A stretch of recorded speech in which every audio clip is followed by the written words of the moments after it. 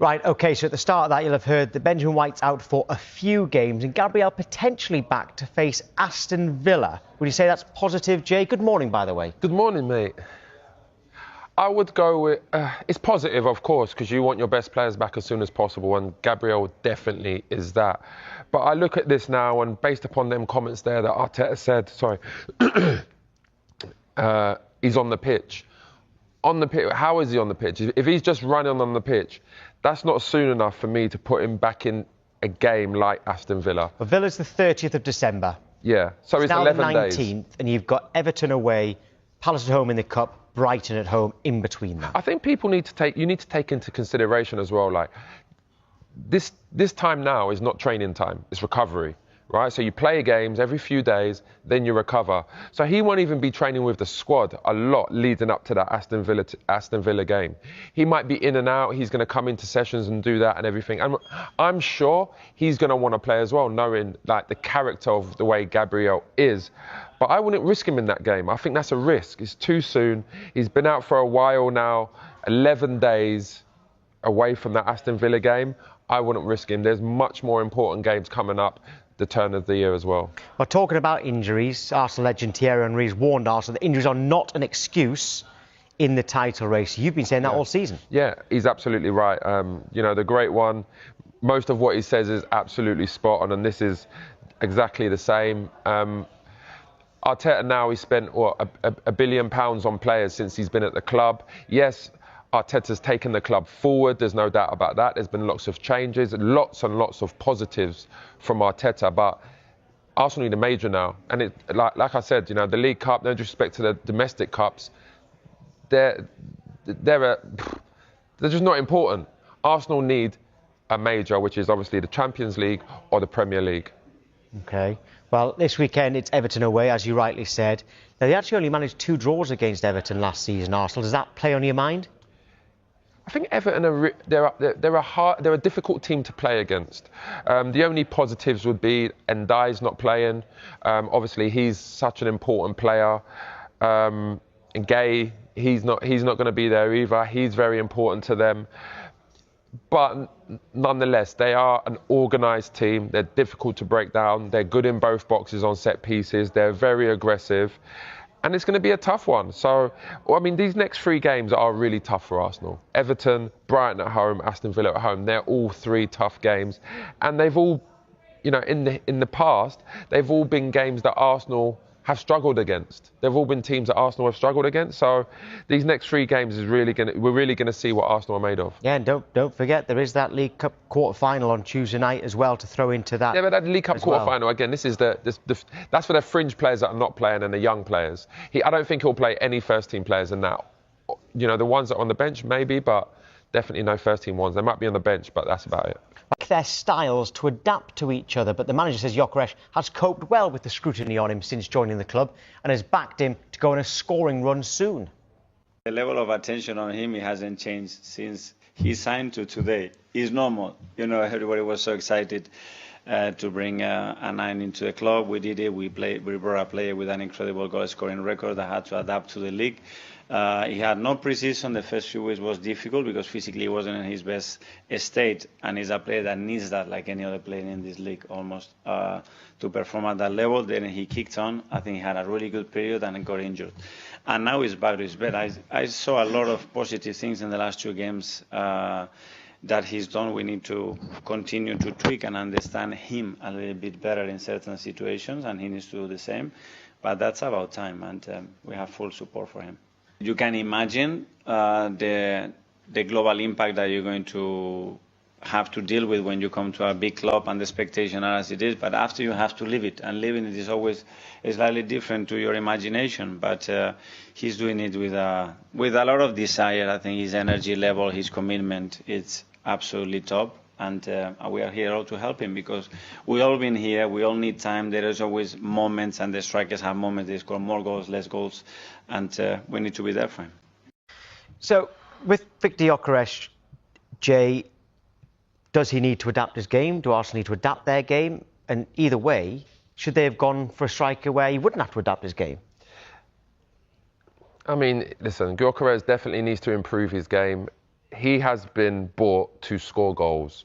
He has not been bought to take time, to adapt and to all these things. Like Arteta said there, he's played in Europe, he's played in the Portuguese league, he's scored a whole heap of goals. Yes, he hasn't had a pre-season, so let me say that is very hard as a player, not to have a pre-season and then come in and hit the ground running. So I'm going to back Arteta on that because I know how important that is. And as well, even when you come back, you start picking up injuries because your legs and your muscles are not conditioned the way they were when you have a pre-season. But when I hear things about hard work and occupying defenders and these kind of things that I've heard, they just sound like excuses because every footballer should be working hard. And to sign a striker just to occupy defenders is not good enough. One thing I think that Arteta could do to help him is put Madueke on the left. When Saka's playing, put Madueke on the left. He will put crosses in the box. Arsenal don't put enough crosses in the box for the likes of Gyökeres. So I've got sympathy for him there. But in terms of goals, I think he just needs to improve his game. He is not playing for Sporting no more. Them runs down, the side of the box, how he scored a lot of goals. It doesn't happen. That goal that he scored against Leeds, that reminds me a bit of the kind of goals he scores when he was at Sporting. But he needs to change his game. He needs to be able to come into them deep positions, receive the ball. His link-up play needs to be better. If he's not scoring, then he needs to hold the ball up. He needs to be more of a presence in the box aerially as well. So I'm not going to give him... I'm going to give him the benefit and the doubt of the pre-season. And it's never easy going into a new team. But when I hear people start talking about, he works hard and, occupying defenders and all this kind of things, I don't agree with that. You don't spend big money on strikers for that reason. We could go down a rabbit hole, couldn't we, with the left on the left, right foot on the right, because a striker would prefer that, wouldn't they? Because that's when the ball goes into a striker. Listen, there's no doubt about it. These days, it's the other way around, isn't it? They cut in. 100%, Tom.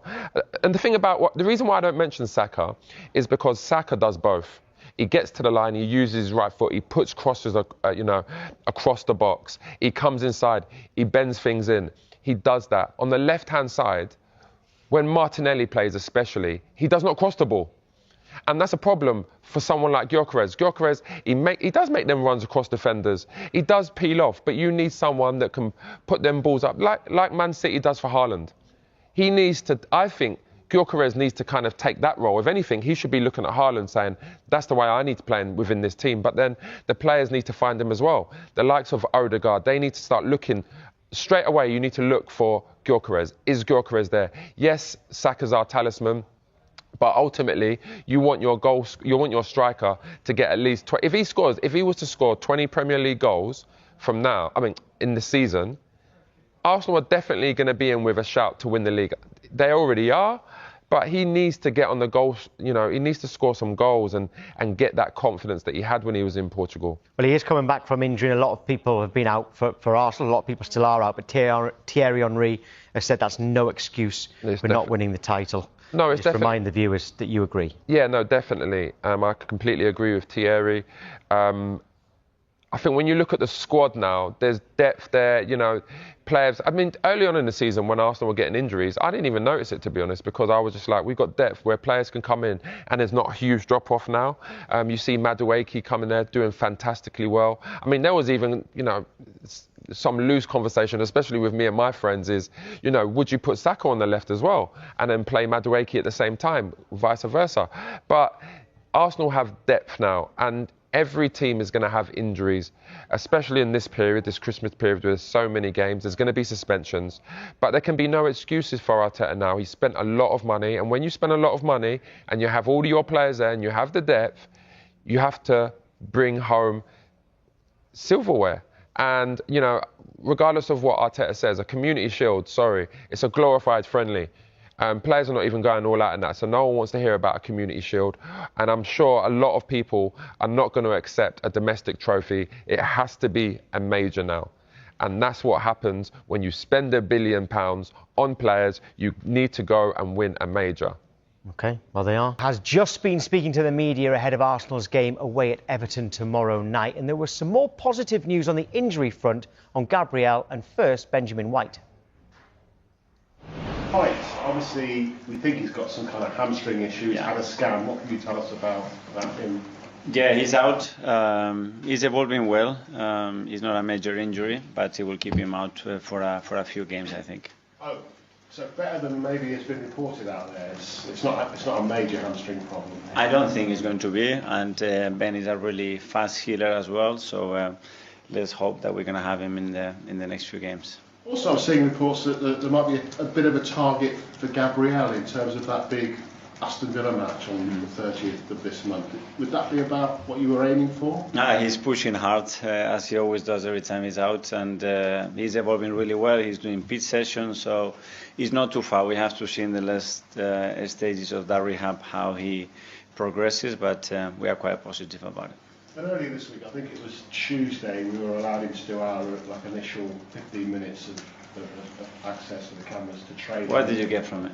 We got the fact that really happy bunch. Okay. A group of Premier League winners in the making. No.